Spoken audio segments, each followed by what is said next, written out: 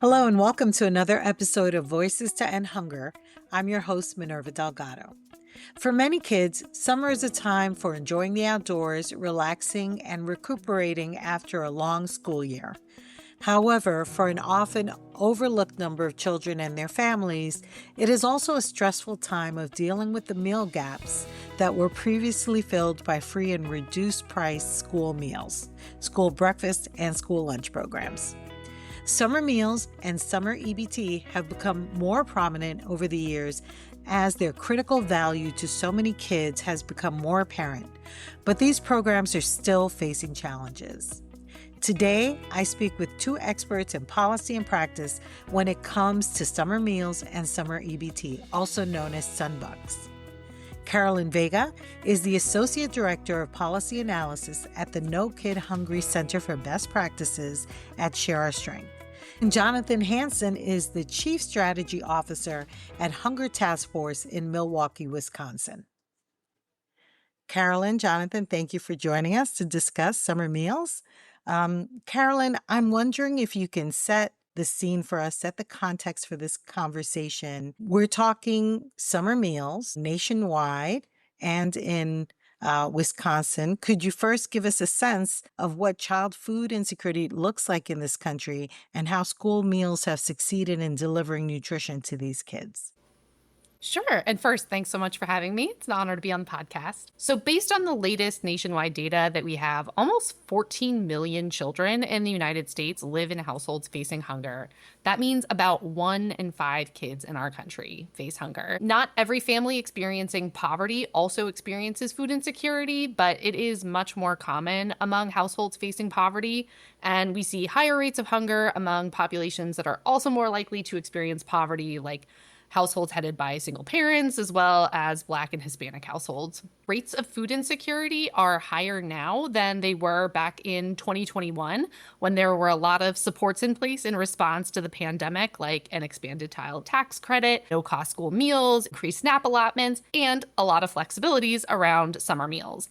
Child hunger in the US doesn't look like emaciated kids, but it's still there, and it still makes it much more challenging for kids to thrive and reach their full potential. So maybe their parent has to watch every dollar at the grocery store and put some things back. Maybe it's less variety or lower quality foods than their parents want to provide. Maybe they occasionally turn to food pantries, and maybe their parent is skipping meals to put food on the table. But even in those situations where kids aren't seeing empty cupboards, that household stress still really takes a toll, and we still see adverse outcomes. So school nutrition programs have played a critical role in addressing that food insecurity that we still see in our country and helping make sure kids get the nutrition they need to learn and grow. There is a wide body of research showing the benefits of school meals, and especially models like the community eligibility provision or breakfast after the bell that really expand access to school meals. Benefits like improved attendance and reduced chronic absenteeism, better behavior, better academic outcomes.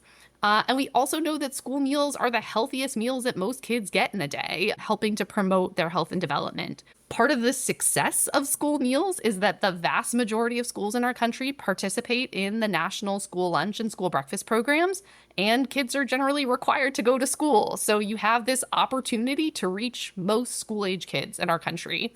More than 30 million kids in the US are eligible for free or reduced price school meals. A little over 20 million kids actually participate in school lunch on a given day, and about 12 million eat school breakfast. So there's definitely still a gap. But again, when you look back at 14 million kids living in households experiencing food insecurity, they do a decent job of meeting that need and helping families, avoid food insecurity as well. But maybe a topic for another podcast about that remaining gap on school meals. Thank you for pointing that out. We do know, as you mentioned, school meals are so important to families, and particularly food insecure families, and having regular access to those meals and how nutritious they are. Those are all really important. Obviously, during the summer when kids are on break, this becomes a challenge, I would imagine, for families that are food insecure. And so I'm just curious a little bit about what is the history of having summer meals in the US? When did we decide on this? And also, if you can talk a little bit about the different summer meals programs, as well as summer EBT, that would be really helpful. Sure. So, yeah, we often say that summer is the hungriest time of year because kids lose access to those meals at school. And if you're a parent and your budget is already tight during the school year, and now you have to provide 1, 2, maybe even 3 extra meals a day, every day of summer, that's a lot. So summer meals programs actually date back to the War on Poverty era, when the school breakfast program was also created, and when a lot of, key changes to the National School Lunch Program that made it kind of what we know today happened. So there were pilots starting in the 1960s, and the program was made its own separate permanent program in the 1970s, the Summer Food Service Program. So there was recognition that, hunger doesn't just end with the school year, and kids need to be nourished through the summer so that they stay healthy and come back to school ready to learn. But that traditional summer meals program, the Summer Food Service Program, and then the National School Lunch Program Seamless Summer Option, they long failed to actually fulfill that purpose. They reached more like 3 million kids on an average day at their peak. Which again, compare that to about 20 million kids participating in the school lunch program. In 2019, the last year before a lot of pandemic flexibilities increased participation, summer meals only reached about 1 in 7 kids eligible for free or reduced price school meals. Really a long-standing issue with fulfilling that purpose of nourishing kids during the summer when they lose access to school meals. And part of the issue was kind of going back to when those programs were created at the same time as the school breakfast program. The summer program was modeled on those school programs. And, so kids were required to all come together and eat on site. Except during the school year, there are school buses that take kids to a place where they're all required to be together for many hours every day. And in the summer, that infrastructure just doesn't exist. The vast majority of kids are at home over the summer. Not all kids go to summer school. Summer school doesn't last the full summer. There are not nearly enough affordable programs for kids and families that want them. There's inadequate transportation to get them to them, even if they did exist. Parents are working. They may not want kids to leave the house. And even where there are things like parks and pools and other places for kids to get together, weather or safety concerns may keep kids from getting there and participating. So these are all reasons why that traditional summer meals program model just didn't work for many, many years.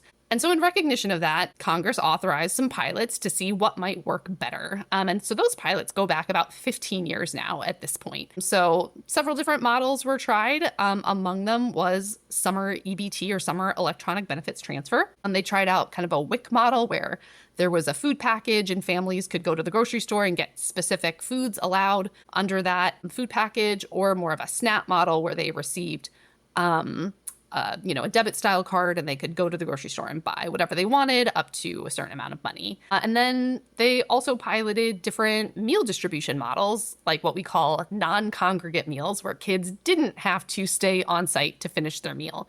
So maybe they could go to the site, but take that meal home. Maybe that meal could even be served from a vending machine. Different things like that all got tried along the way and found to be really successful for addressing a lot of those common barriers to summer meals, like transportation issues, like the availability of programs, all of those things. So then when the pandemic happened, a lot of those kind of ideas and flexibilities got implemented on a much wider scale because we needed them. Kids couldn't come together and all eat together during the pandemic because of concerns about transmission. And so we really saw in a big way that these flexibilities do work and they really do expand access.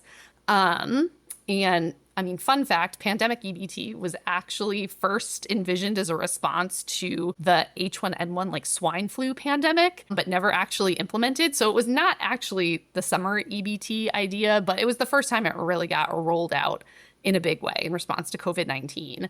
And again, saw that despite the challenges in rolling out a program of that scale so quickly, that it was also hugely effective in supporting families. So fast forward through the pandemic, the end of 2022, a lot of pandemic flexibilities and extra supports were going away. And Congress decided to learn a lesson from the pandemic and all these great things that happened and permanently authorized summer EBT nationwide following that SNAP model for the most part that, again, had been piloted through summer EBT pilots and then also was kind of further piloted through pandemic EBT. So that became permanently authorized nationwide and also a non-congregate option for summer meals in rural areas specifically, acknowledging that rural communities often faced greater barriers to accessing the traditional summer meals programs.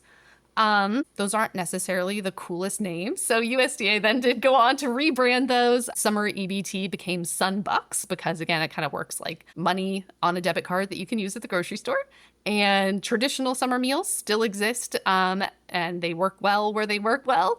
And those are Sun Meals. And for the rural non-congregate meals, those are Sun Meals to go. We were so thrilled about these flexibilities and improvements that happened. I know at the Alliance to End Hunger, we were working on them for a very long time, along with Share Our Strength. So we always appreciated the partnership there. I remember when I was a food bank director over a decade ago, we actually wanted to start a summer meals distribution program to children. We had food. We had these amazing trucks and drivers that would get the food to the children. But what we didn't have was a consistent location where children could sit and eat. And so when we only had that model where children had to congregate and sit and eat their meals at a specific location, we were so frustrated because we couldn't make that program work. And I just felt like it was such a wasted opportunity. So great to see the non-congregate option open up and meals to go and children and families having that flexibility to pick up meals as needed and for children to eat them on or offsite, which is great. Thank you for that background, Carolyn. I think that's really helpful. And Jonathan, let's get you into this conversation as well. What is the state of childhood hunger specifically in Wisconsin, and how has the state tackled that issue? From your perspective, what makes child food security particularly complicated during the summer? Thanks so much, Minerva, and thank you for having me and our organization, Hunger Task Force, here along with Carolyn and Share Our Strength. It's a pleasure to chat with you and talk a little bit more about some of the challenges that we face in Wisconsin, but also some of the really positive, great work that's being done here. Just to give a little bit of background, Hunger Task Force is a free and local food bank and Wisconsin's anti-hunger leader, and we have been around for over 50 years now, working on public policy that feeds kids, families, and seniors. We operate a food bank locally here in Milwaukee that distributes about 10 million pounds of food every year. So we have the very unique lens of knowing what's going on the ground in our community and using that knowledge and using that data to inform our public policy strategies, inform models that are going to feed kids, and really support the important nutrition programs that Carolyn talked about that have developed over the years and have been such an integral part of hunger relief across the country. So right now in Wisconsin, as Carolyn mentioned off the bat, our numbers are just as dire here in terms of child poverty rates. In Wisconsin, 1 in 8 kids is living in poverty and facing hunger. Here in our local Milwaukee community, that's exacerbated even further, where 1 in 4 kids are living in poverty. And so we see some tough numbers on a day-to-day basis in our state. Hunger Task Force, about 2 decades ago, we implemented what is now known as the Milwaukee model in our community around the summer food service program. And for many years, the challenges in implementing a really good program were really focused on 2 things. One was, how do you build your infrastructure and your network of sites? And then also, we know that the summer food service program is really good at providing breakfast and lunch for kids, but how do you provide that third meal so that kids are receiving 3 meals a day throughout the entire summer? So these are issues that Hunger Task Force has been working on for over 20 years right now. And we've built a model here in Milwaukee that brings together the summer food service program, local meal providers, as well as private donors that help to fund infrastructure and fund that important third meal of the day. And so we've routinely been pointed at by the USDA as the Milwaukee model, and are very proud of the work that's done over the years to provide hundreds of thousands of meals every summer to kids in need. So our summer meals planning starts in January typically. We begin organizing those sites. We bring people on board. We bring private donors who can infuse more resources into the program. And by the start of June, right now, we are in full mode of getting the Summer Meals program into full gear, making sure that sites have the resources that they need on a day-to-day basis. And by the end of the summer, we are projecting that we'll serve somewhere over 500,000 meals to kids in need all through our community, as well as working to address many of the rural areas across Wisconsin with similar strategies. So we've talked a little bit already about the non-congregate meal model, and this is an effort and program that we work on very closely with No Kid Hungry and Share Our Strength. And last year, we were able to establish over 30 sponsors in rural areas across Wisconsin in partnership with Share Our Strength, and have served over 400,000 additional meals through those non-congregate models. And we worked with sites one-on-one. We worked with our local Department of Public Instruction and our Department of Health Services to identify where the needs were, where the eligibility was greatest. And we worked with those sites to infuse resources, to provide training, to provide education, and onboarded a lot of really new great partners that are now able to host non-congregate sites that can help kids and families receive those to-go meals in safe, supervised settings.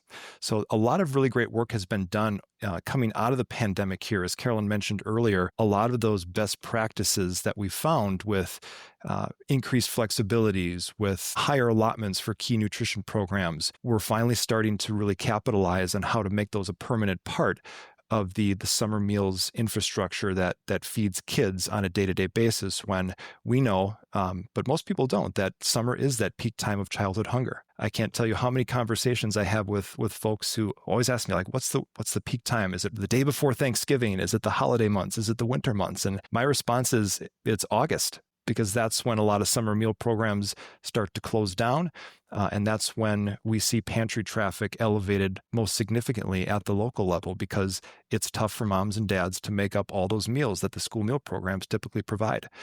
So June, July, and August particularly, those are the most important months. And there have been some great programmatic achievements and partnerships in our community over the years that have made that possible to keep kids fed and safe. Thank you for that.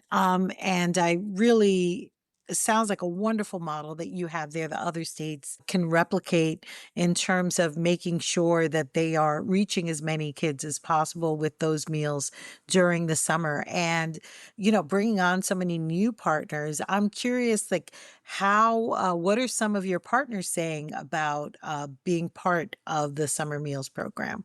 Every summer, we kick off the program here in Milwaukee with everyone who's involved in the collaboration. That's the local meal providers. That's the public schools. It's our public parks, boys and girls clubs, community learning centers, and members of our elected officials in our local community. Our county executive, our mayor. We invite members of the USDA, the local alderperson, and we all get together to celebrate this achievement together and to kick things off strongly, because everyone's proud to participate and everyone has a role in this, whether it's the meals providers who are providing the breakfasts, lunches, and suppers, if it's the donors who are making the suppers possible, if it's the recreation site who are providing the supervision and the educational opportunities and the summer school programming at the sites. Bringing them all together is what makes this work. And everyone is excited and proud to do that, because at the end of the day, what this collaboration does together is it feeds kids and it keeps them safe all summer long. And that's something that everyone gets behind. Carolyn, a large number of states have opted into the USDA's Sunbucks summer programs, but not all. In fact, in our last podcast with some of our state-based partners, they told us that their states have not adopted the program. I'm just curious, from your perspective, what is the rationale for not adopting the program, and what do efforts look like across the country to get more states engaged? Yeah, it's a great question. We've seen reasons range from some of the more practical, like needing to identify the state resources and staffing to run the program. States are required to pay half of the administrative cost for Summer EBT or Sunbucks, even though the grocery benefits themselves, the $120 per kid for the summer, is fully federally funded. Still, that admin match, especially getting started, is something. And state budget cycles, have to line up and all of that. And then there's some more, I guess, maybe philosophical hesitations about participating in a new federal program and accepting federal dollars and things like that. So we've been doing a lot of education, making sure state lawmakers really understand what Summer EBT or Sunbucks is, that it's not just the extension of pandemic EBT, that it really is a long-tested solution to a very long-standing problem, and that it does complement the other summer nutrition programs. It doesn't take their place or kind of have families double dipping. You know, it really does fill some critical gaps. And along with that, a lot of identifying champions, especially in state legislatures, the people who can really champion the cause for that administrative funding in state budgets. Thank you. And hopefully, more of those states will take up this very important program. As you said, those benefits are federally funded, and hopefully it'll stay that way. And there's no reason to not address this real critical issue of summer hunger when you have such programs as these. Jonathan, I think your advice here would probably be really helpful. We know that Wisconsin has a divided government with a Democratic governor and a Republican legislature. As such, your perspective, I think, would be really important to understand what is the bipartisan appeal of these summer meal and EBT programs, especially in states that are working to adopt the program. I think it'd be very interesting to hear from you. I will start off by commending our state, Wisconsin, here for just running a stellar summer EBT program. We have a Department of Health Services that has a strong plan, a great collaborative effort. And last year in 2024, Wisconsin was the first state to have an approved plan. And what resulted from that was over 425,000 children receiving $51 million in summer EBT benefits. So Wisconsin in particular has done a tremendous job of rolling out this program, making sure that it's communicated, it's coordinated, and there's collaboration efforts across the state to make sure that kids and families get these really important funds. And so I just wanted to lead with that. In terms of how these decisions are made in other states and what the different political ideologies are or funding constraints, there should never be anything that is partisan about feeding kids and making sure that our kids are taken care of. I think that is something we can all agree on our call here that we're all working toward. And so what I would say to advocates and to families and to people working in this space in other states is that there should never be a question about feeding kids. There's resources there to do that.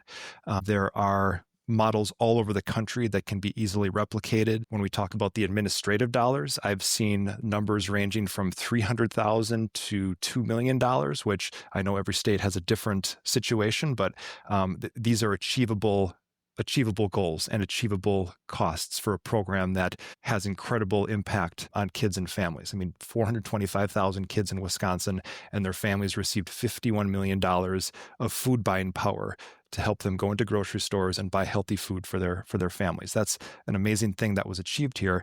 And I think that advocates across the country can really focus on the fact that we're feeding kids, we're feeding families, and this is an important program that has the resources to do that.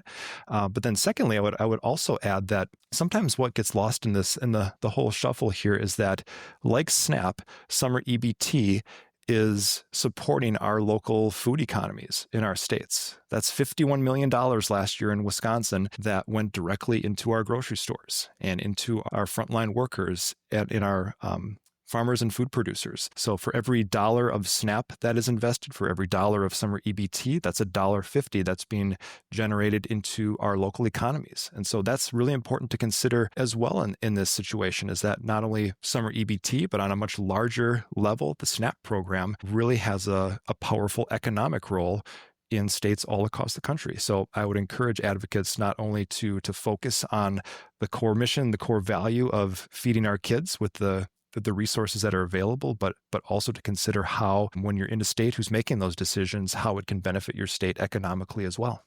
Thanks for pointing that out. I think it's a collateral benefit of the program that people don't normally think about. So, we can see why summer nutrition is so important to kids and their families when school is not in session. And I don't think it's something we talk nearly enough about outside of the advocacy community or the community that's working to advance summer meals. So thank you both for being part of this conversation. If an advocate was going to a meeting with one of their elected officials, what top line convincing messages would you want them to take with them to argue for either adopting or maintaining these programs in the summer? Carolyn, do you want to start us off? Sure. I think summer hunger is a complex, long-standing problem, as I've said, and it needs an all of the above solution. Sunbucks and Sun Meals to Go are proven models that can complement traditional summer meals programs where they work well so that families and communities have options that work for them and so no kid slips through the cracks.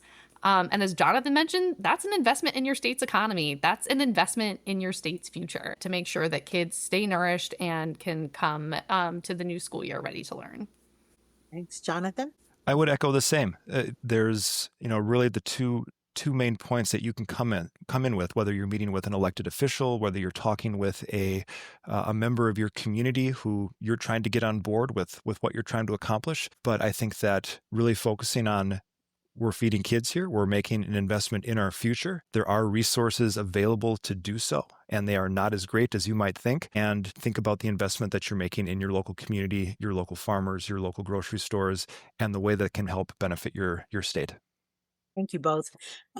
We know the importance of these programs and really appreciate you both talking about the work that you're doing, both nationally and in your state, Jonathan. I would like to do something that's off script. This is the first time you both are meeting each other. And I know you both heard each other speak. Do you have questions for each other? I just thought I'd give you both that opportunity. Carolyn, I would love to ask you, just in the current climate of things right now with all the challenges that we're facing with the current reconciliation bill in Congress at the federal level.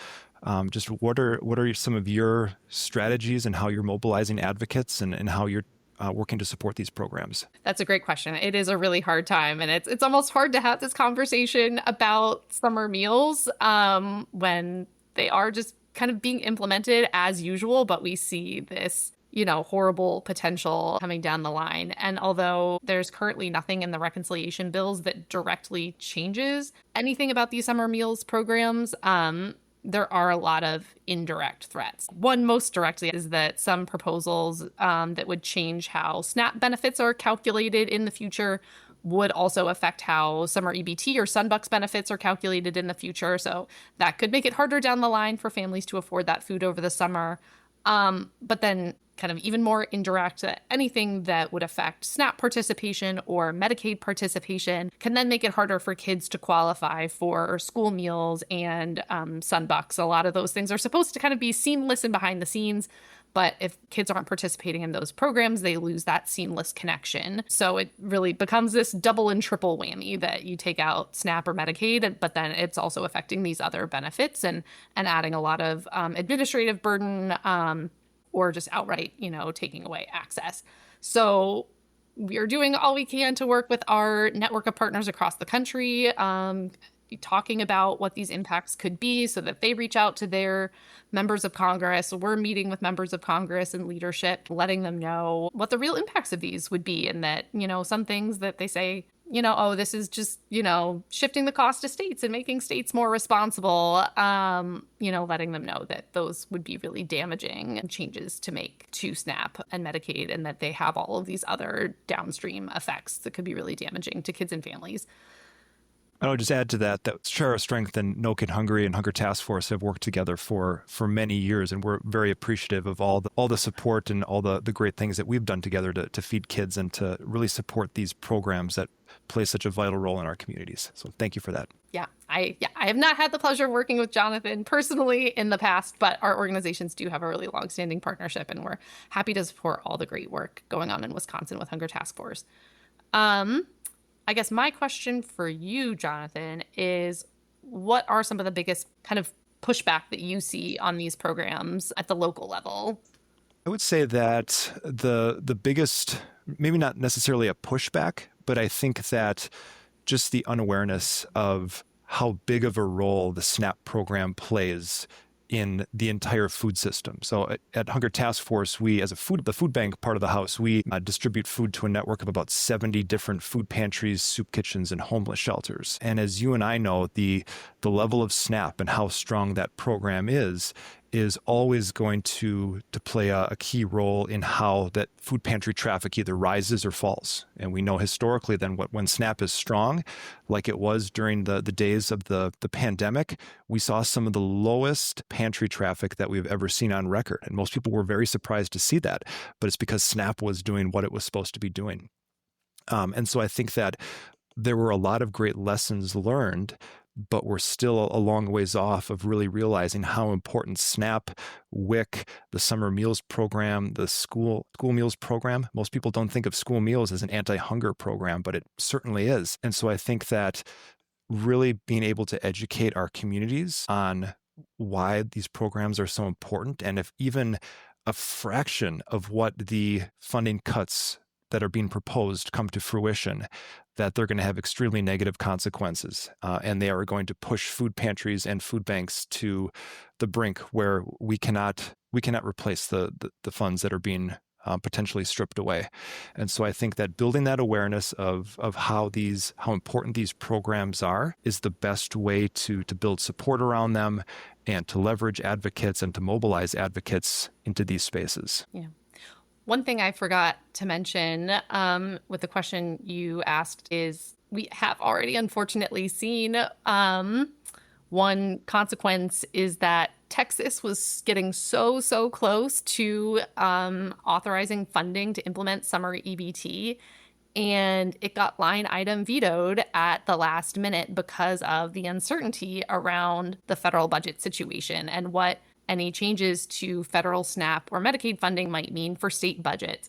And on one hand, it's a little bit understandable that, those will have really dramatic implications for state budgets. And there may be concerns about finding the money to both keep up SNAP and Medicaid as we know them and still do summer EBT. But on the other hand, then summer EBT becomes even more critical. And in some ways, an even greater investment where it, under, again, current reconciliation proposals would maintain its fully federal funded benefit and the 50% admin match. But it is still really concerning to see things like that where states are getting worried, even about the possibility of these things happening. And it's making them hesitant to opt into programs that we know have this really proven track record of helping kids. One final question off topic, because it is summer and very warm here in Washington, D.C. I know yesterday we hit 100 degrees. We might get close to that today. And I'm just curious, what are some of your favorite summer dishes? Bonus points if it's a regional dish from your home stomping grounds. Well, I'm from Cincinnati, Ohio, originally, even though I live in the DC area now. So I have to say Grater's ice cream. I loved it long before it was one of Oprah's favorite things. It was always an end of school year treat. And fortunately, now you can get pints of it in some grocery stores here in the DC area. That sounds wonderful. I can't wait to go out and get some. Jonathan? As someone who lives in Milwaukee, Wisconsin, I am legally required to say grilling brats on the grill as a summertime favorite. But I'll also add my family and I have a favorite roasted corn potato salad that we like to make along with that, where you grill some corn up, chop it up, put it into a bowl, and then you make something called campfire potatoes. What's what we call them in Wisconsin here is you roll a bunch of potatoes with a little garlic and thyme and oil, put those over the fire, roast them up. Then you mix everything together with a little cilantro and some greens.